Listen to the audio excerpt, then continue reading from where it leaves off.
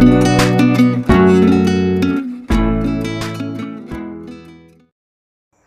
adik-adik semua, kembali lagi bersama saya.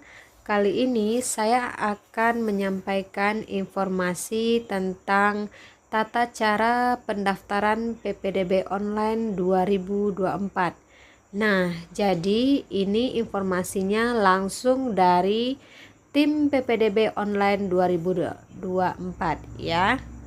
Oke, simak video ini sampai tuntas. Oke, sebelum kita masuk pada tata cara pendaftaran, kita harus melihat apa dan kapan jadwal pelaksanaan PPDB online ini.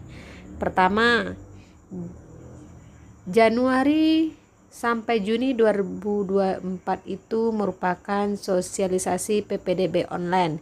Berarti ini sudah disampaikan kepada adik-adik semua ya. Kemudian pada tanggal 1 sampai 20 Juni 2024 lalu itu adik-adik membuat akun secara mandiri dan melengkapi data pokok. Tanggal 24 sampai 27 Juni 2024 itu adalah pendaftaran jalur afirmasi, perpindahan tugas orang tua, prestasi akademik dan prestasi non-akademik. Kemudian pada tanggal 1 sampai 5 Juli 2024 itu kegiatannya yaitu adalah pendaftaran tahap zonasi, itu tingkat SMA negeri. Kemudian kalau untuk pendaftaran SMK pada tanggal 24 sampai 27 Juni 2024 itu adalah pendaftaran SMK tahap pertama, sedangkan pada tanggal 1 sampai 9 Juli 2024 pendaftaran SMK tahap kedua. Nah, jadi di sini ada perbedaan waktu antara SMA dan SMK di tahap kedua. Oke. Oke, langsung saja kita pada poin tata cara pendaftaran SMA. Yang pertama, calon siswa login ke website ppdb.sumbarprof.go.id menggunakan username dan password yang sudah dibuat sebelumnya. Oke, jadi adik-adik perlu mengingat username dan password yang sudah didaftarkan sebelumnya, di mana kita akan login nanti dengan menggunakan nick dan passwordnya. Oke, yang kedua, calon siswa mengupload atau mengunggah dokumen pendukung sesuai dengan ketentuan persyaratan khusus masing-masing jalur. Nah, ini sudah dilakukan juga. Ini bisa juga diisi pada tahap pendaftaran ya adik-adik. Sangat mudah dipahami. Kemudian yang ketiga, dalam satu tahap pendaftaran, calon siswa hanya dapat memilih salah satu satuan pendidikan, SMA atau SMK, dan hanya dapat memilih satu jalur. Jadi di sini maksudnya adik-adik boleh melanjutkan pendidikan ke SMA atau SMK saja. Kemudian masing-masing satuan pendidikan tersebut memiliki gelombang. Jadi adik-adik hanya boleh mengikuti satu jalur saja. Jika adik-adik melakukan jalur afirmasi atau perpindahan tugas orang tua atau melalui prestasi, maka tidak bisa melakukan jalur zonasi. Oke.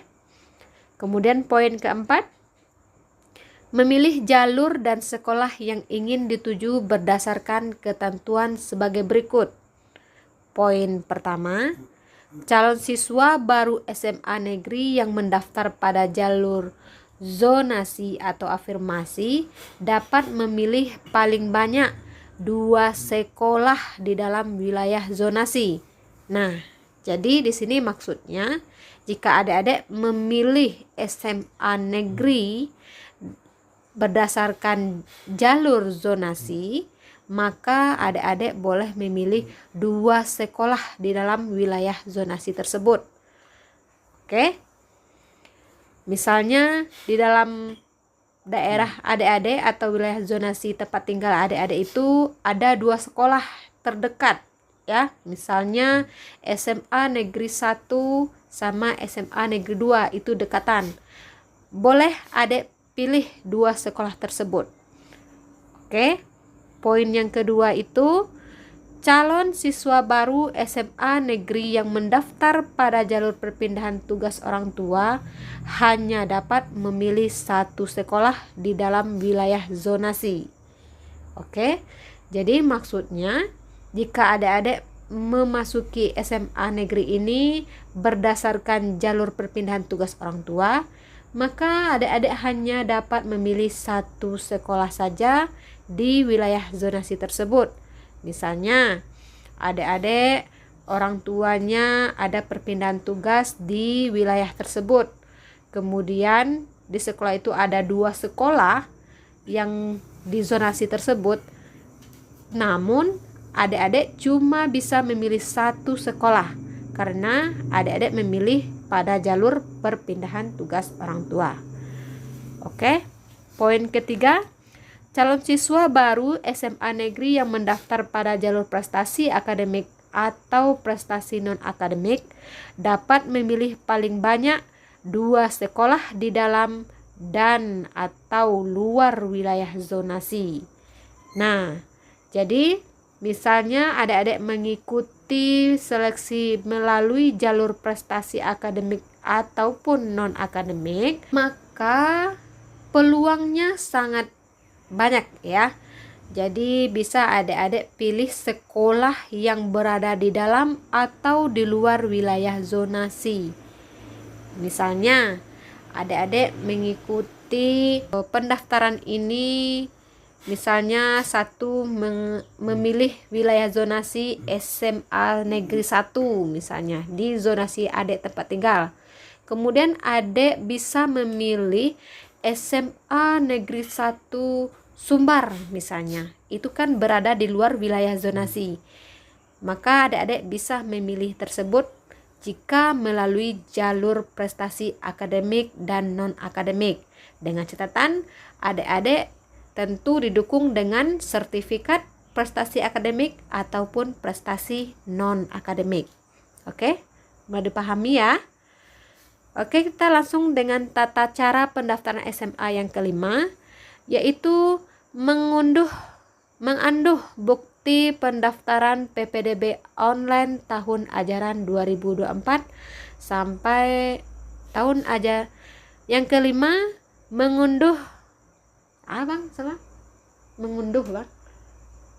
Yang kelima, mengunduh bukti pendaftaran PPDB online tahun ajaran 2024-2025. Jadi setelah adik menetapkan pilihan untuk SMA yang dilanjutkan atau yang dituju, maka adik-adik maka tahap selanjutnya adik mengunduh bukti pendaftaran di akunnya masing-masing ya. Oke, bisa dipahami. Yang keenam, calon siswa SMA negeri yang sudah memilih sekolah dan mendapatkan bukti pendaftaran wajib datang ke sekolah pilihan pertama dengan membawa dokumen asli yang sudah diunggah untuk melakukan proses verifikasi dan validasi. Oke, setelah adik-adik melakukan pendaftaran, maka ini wajib ya. Wajib adik-adik datang ke sekolah tersebut dengan membawa dokumen-dokumen yang menjadi persyaratan dalam pendaftaran SMA. Ini tujuannya untuk melakukan proses verifikasi dan validasi pendaftaran adik-adik. Oke. Selanjutnya, poin ketujuh. Pembatalan pendaftaran pada masing-masing tahapan dapat dilakukan calon peserta didik sebelum diverifikasi oleh operator sekolah dengan datang melapor ke sekolah tujuan, dan calon siswa bisa mendaftar kembali selama jadwal pendaftaran masih dibuka. Nah, ini maksudnya jika adik-adik berubah pikiran dalam memilih sekolah yang akan dilamar, itu bisa dilakukan pembatalan dengan catatan masih dalam proses atau dalam waktu pendaftaran masih dibuka. Oke, mudah dipahami ya. Oke, sekarang kita juga membahas tentang perangkingan SMA. Perlu adik ketahui jika adik-adik memilih zonasi itu kelulusannya 50%. Kemudian afirmasi 20%, sedangkan untuk perpindahan orang tua itu peluangnya 5%. Kemudian seleksi berdasarkan jarak terdekat, umur lebih tua, dan waktu pendaftaran. Jadi jarak terdekat ini maksudnya jarak alamat rumah kita dengan jarak sekolah. Yang kedua, umur lebih tua itu tanggal lahir kita ya. Misalnya antara A dan si B, mana yang lebih tua gitu. Kemudian yang ketiga, waktu pendaftaran, mana yang lebih cepat. Oke. Kemudian jalur berikutnya yaitu prestasi akademik. Kalau peluang prestasi akademik itu adalah 15% peluangnya, yang diseleksi berdasarkan rata-rata nilai rapor semester 1 sampai 5 yaitu 60%, kemudian ditambah dengan bobot atau skor prestasi akademik sebanyak 40%. Kemudian jarak terdekat, umur lebih tua, dan waktu pendaftaran. Kemudian tahap selanjutnya, prestasi non-akademik peluangnya yaitu sekitar 10%, yang diseleksi berdasarkan dari bobot atau skor prestasi non-akademik sebanyak 60%, kemudian ditambah dengan nilai rata rapor semester 1 sampai 5 40%. Kemudian juga memperhitungkan jarak terdekat, umur lebih tua, kemudian waktu pendaftaran. Oke, silakan dilihat bagaimana peluang adik-adik dalam pendaftaran jalur masuk SMA atau SMK. Oke, nanti setelah pendaftaran dan telah mengikuti semua tahapan pendaftaran tersebut, maka nanti pengumuman dan daftar ulangnya dapat dilihat pada akun masing-masing. Oke. Kemudian calon peserta didik baru yang dinyatakan lulus wajib melakukan cetak bukti penerimaan melalui akun siswa dan wajib melakukan proses daftar ulang sesuai jadwal yang telah ditentukan. Kemudian poin ketiga, calon peserta didik baru yang dinyatakan tidak lulus dapat mendaftar di jalur dan tahap berikutnya. Yang keempat, calon peserta didik yang telah dinyatakan lulus dan mendaftar ulang pada satuan pendidikan yang telah dipilih maka tidak bisa lagi mengikuti PPDB online tahun ajaran 2024-2025 pada tahap dan jalur manapun.